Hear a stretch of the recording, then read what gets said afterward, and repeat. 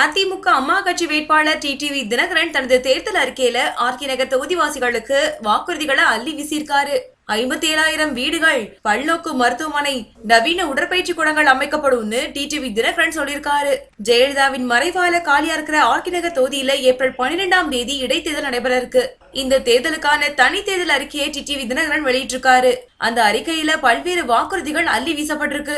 தங்களுக்கு என ஒரு சொந்த வீடு வேணும்னு ஜெயலலிதா கிட்டக்க இதுவரைக்கும் விண்ணப்பித்திருக்கும் ஆர்கே நகர் தொகுதியின் 57,000 விண்ணப்பதாரர்களுக்கும் வீடு கட்டி தரப்படும்.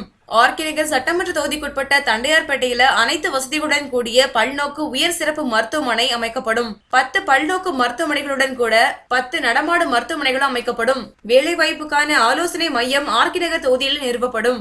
இத்தொகுதி இளைஞர்கள் மற்றும் இளம்பெண்கள் வாழ்வு வளம் பெற மாபெரும் வேலைவாய்ப்பு முகாம்கள்லாம் தொடர்ந்து நடைபெறும். இளைஞர்கள் மற்றும் இளம்பெண்கள் பயன்பெற அரசு மற்றும் வங்கி சார்ந்த பணிகளுக்கான இலவச பயிற்சி மையம் நிறுவப்படும். இத்தொகுதி இளைஞர்களுக்கான உலகத்தரம் வாய்ந்த உடற்பயிற்சி கூடங்கள் அமைக்கப்படும். கொடுங்கையூர் எழில்நகர்ல குப்பை சேகரிக்கும் மையம் மாசு இல்லாத நவீனப்படுத்தப்பட்ட பகுதியாக மாற்றப்படும்.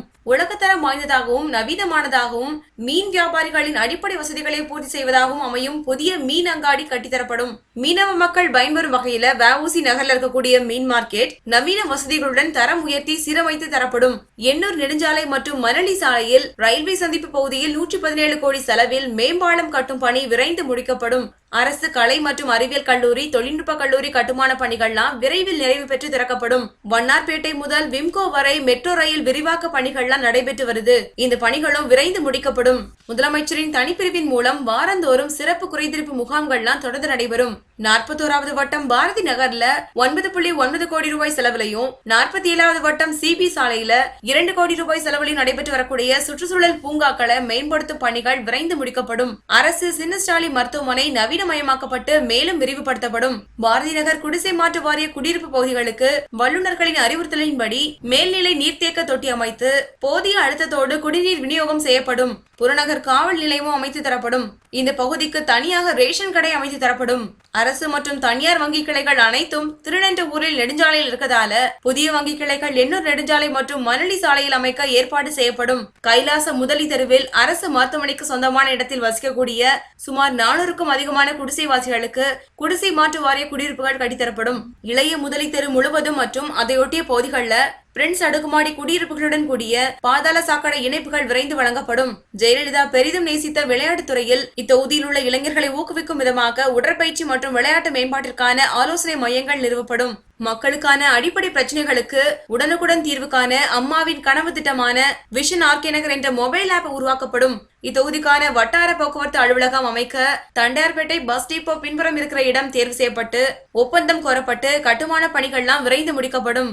இந்த பகுதிகளில் உணவுப் பொருட்கள் வழங்கல் மற்றும் நுகர்வோர் பாதுகாப்புத்துறை உதவி ஆணையர் அலுவலகம்லாம் தனியா அமைக்கப்பட்டிருக்கு.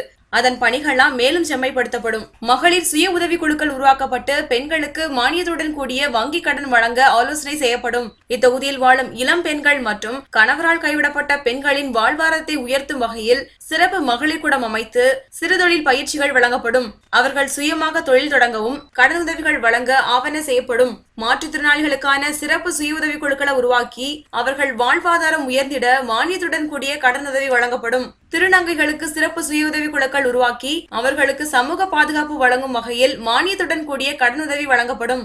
38வது வட்டத்தில் நேரு நகரில் பூங்கா அமைக்கப்பட்டு பொதுமக்களின் பயன்பாட்டுல இருக்கு. வட்டம் 47ல் இருக்கிற பாரதி நகர்ல 6 ஏக்கர் நிலப்பரப்புல மிகப்பெரிய பூங்கா அமைக்கும் பணி நடைபெற்று வருது. இந்த பணி சீக்கிரமே நிறைவேற்றப்படும்.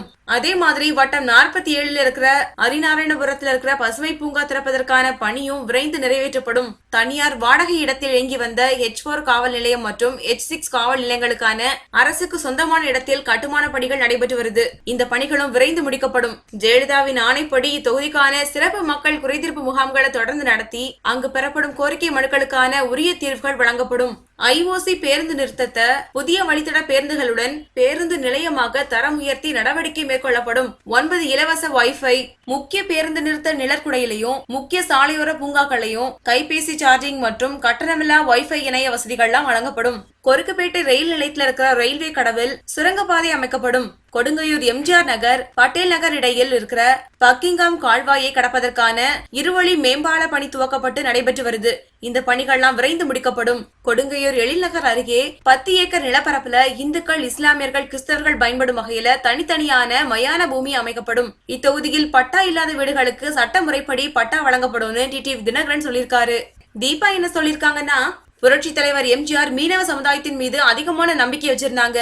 அவர் மறைவுக்கு அப்புறமா அவரது அரசியல் வாரிசும் எனது அத்தையுமான அம்மா கோட்டையில் சுதந்திர தின கொடியேற்ற பேசும்போது மீனவர் பிரச்சனைக்கு நிரந்தர தீர்வு காண கச்சத்தீவை மீட்க வேண்டும்னு போராடினாங்க.